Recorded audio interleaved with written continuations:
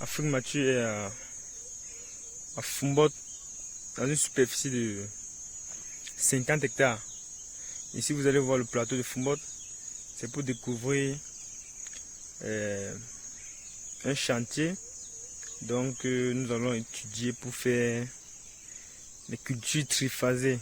Bon, le client nous a proposé de le faire parce qu'il a besoin d'avoir un champ de poivre et nous venons voir si c'est possible. Donc,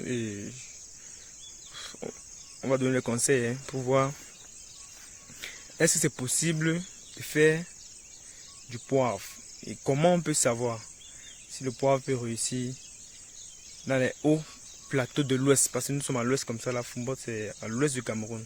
Ce sont les hauts plateaux de l'ouest. Bon, on a fait un sondage et le résumé c'est ceci. Nous avons vu un voisin qui a défriché, vous allez voir derrière moi. Voilà, vous voyez les plateaux là.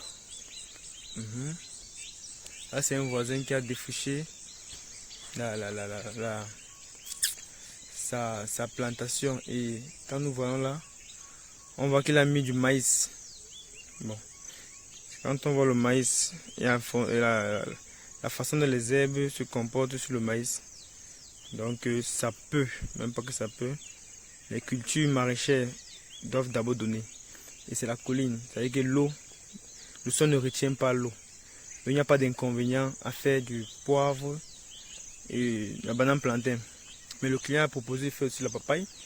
Mais nous avons essayé de voir, il n'y a pas de papaye aux alentours. Quand vous voulez faire le projet, il faut être malin et tricheur. Si on avait vu un papaye sauvage quelque part aux alentours, on devait s'aventurer à faire la papaye. Mais on ne peut pas, parce qu'il n'y a pas de papaye sauvage. C'est-à-dire que si on fait la papaye ici, ça ne va pas marcher, ça va rater. Donc il faut aussi voir. Si vous êtes à l'ouest et que vous voulez faire l'agriculture, à l'ouest du Cameroun bien sûr, et que vous voulez lancer la culture de la papaye solo, il faut un peu vous méfier. Il ne faut pas vous lancer comme ça. Ça c'est le constat et c'est pourquoi je prends cette vidéo pour vous montrer. Vous voyez les plateaux de l'ouest là. Vous voyez, on voit les plantains, bananes plantains. On voit les maïs.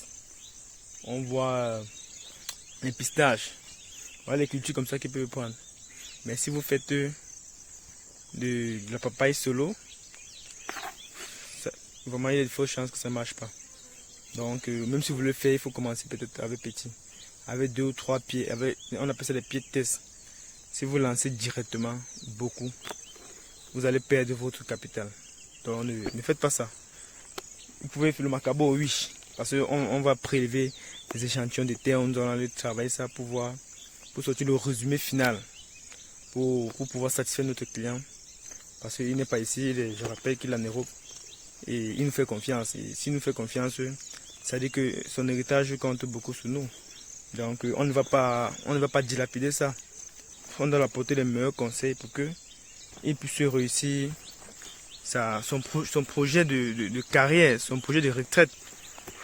Donc c'est pour ça. Donc avant de faire les cultures, il faut voir, il faut tricher. Il faut tricher. Donc il ne faut pas vous lancer, vous faites bêtement parce que on a fait papaye là-bas, on a fait si ça marchait. Mais quand je regarde le sol, oui, ça peut. Je vais étudier le sol pour voir. Mais le problème c'est que je me décourage d'abord parce que je n'ai même pas vu un papaye sauvage. Si j'avais vu un papaye sauvage, je pouvais déjà me lancer à fond. Mais je n'ai pas vu un papaye sauvage. Donc ça devient un peu difficile. Comme il n'y a pas de papaye sauvage, ça devient difficile de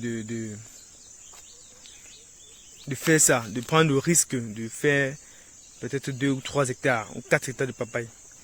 Donc ce qu'on va faire cette année, c'est que si on veut faire la papaye solo, si le client a vraiment besoin qu'on le fasse, on va d'abord tester avec même 10 pieds cette année pour voir et puis on lance l'année prochaine. En fait, ce que ça va reprendre. Donc on ne se lance pas dans un projet comme ça à l'aveuglette. C'est pourquoi j'ai apporté les conseils aujourd'hui, que ça devait aider beaucoup d'entre vous qui nous suivez depuis longtemps pour vous alerter. Bon, sur ce, à un prochain rendez-vous. Et nous vous partageons toujours les vidéos comme ça pour vous aider. Bye. Nous prenons les échantillons de terre pour aller les étudier. Parce qu'avant de commencer à investir dans une superficie de 50 hectares comme ça, Moi, je pense qu'on doit mettre tous les champs de notre côté. On ne doit pas se lever et cultiver n'importe comment.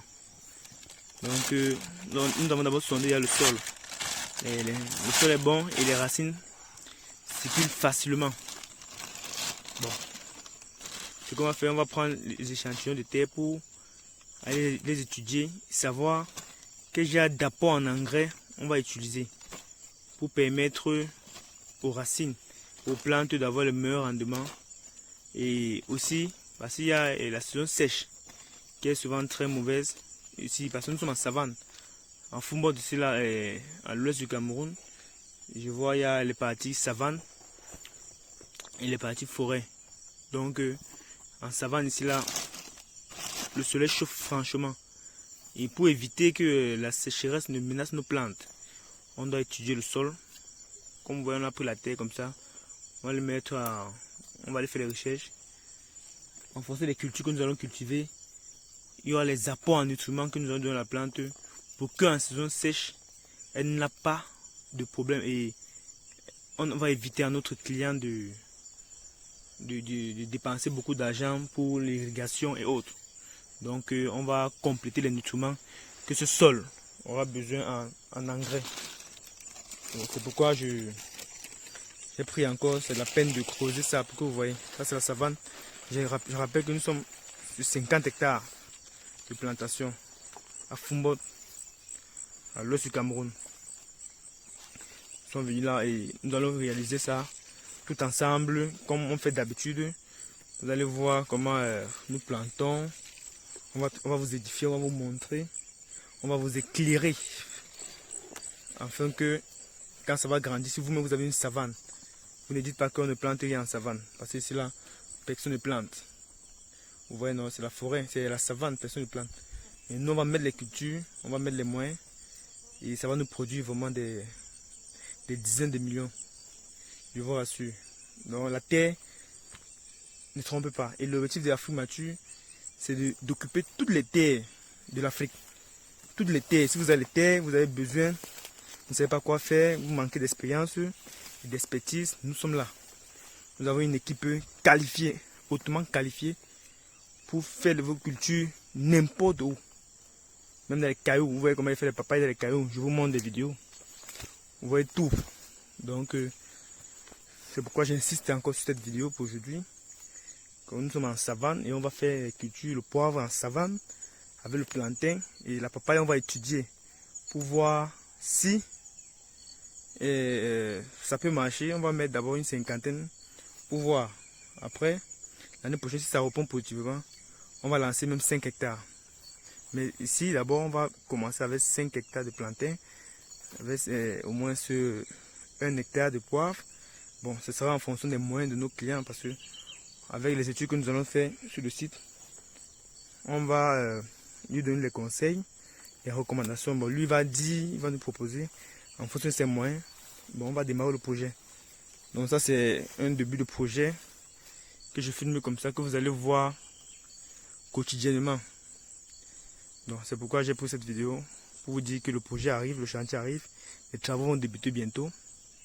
Soyez seulement à l'écoute et continuez de nous suivre et partager nos vidéos pour que ça touche un maximum de personnes, pour qu'enfin on puisse occuper toutes les terres de l'Afrique avec les cultures et non avec les arbres. Parce que les arbres ne produisent pas.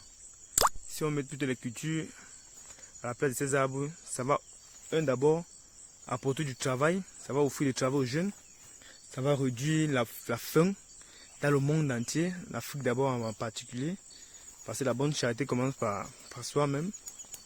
Et ça va apporter la liquidité, ça va augmenter l'économie du pays, ça va rendre le propriétaire riche, ça va me rendre riche aussi, ça va donner le travail aux jeunes, j'insiste. Donc on gagne vraiment en occupant nos terres. Lancez-vous, lancez-vous, lancez-vous. Et vous allez terre, lancez-vous et suivons l'aventure. Pour qu'enfin nous puissions réussir et éradiquer la pauvreté dans l'Afrique et dans le monde entier. Donc c'est ça notre objectif à long, à court, à long, à court, à moyen et à long terme. Donc, continuez seulement à nous suivre et ne vous fatiguez pas de le faire. Parce que l'agriculture, c'est toute une vie, c'est tout un siècle. Donc, on sera toujours, si Dieu le veut, on sera toujours ensemble. Et quotidiennement, on va partager beaucoup de choses. Et je suis sûr au moins que ça va profiter à une personne sur 1000. Je suis sûr de moi. Que ce que nous faisons là, c'est vrai, c'est un travail qu'on fait le faire comme ça, mais vraiment beaucoup de gens vont trouver le compte. Je suis sûr. Donc continuez à... Et ne négligez pas l'agriculture, ne négligez pas. Il y a une citation de... je vous dirai plus tard cette citation. Je vous dirai plus tard quand on va lancer le projet, quand on va lancer les cultures ici. Vous allez réussir, je vous dirai la citation pour vous dire que vraiment c'est... L'agriculture est très bien, il ne faut pas abandonner. N'abandonnons pas nos terres.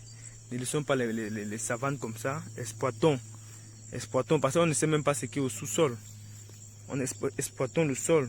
Peut-être le sous-sol est riche. Notre président avait dit qu'on occupe les terres, on ne sait pas pourquoi. Il a dit que nous occupons les terres, mais je pense que il sait, c'est lui seul qui sait. Nous on sait que le sous-sol là, ce n'est pas notre pouvoir. Mais on va exploiter le sol à notre manière. On va aider les jeunes, on va nous aider, et on va s'aider, on va aider le monde entier. Enfin, que la faim et la pauvreté, comme je dis toujours, puissent être éradiquées. Sur ce, à un autre rendez-vous pour une autre vidéo encore plus édifiante. Je vous remercie, prenez soin de vous et prenez soin de l'Afrique.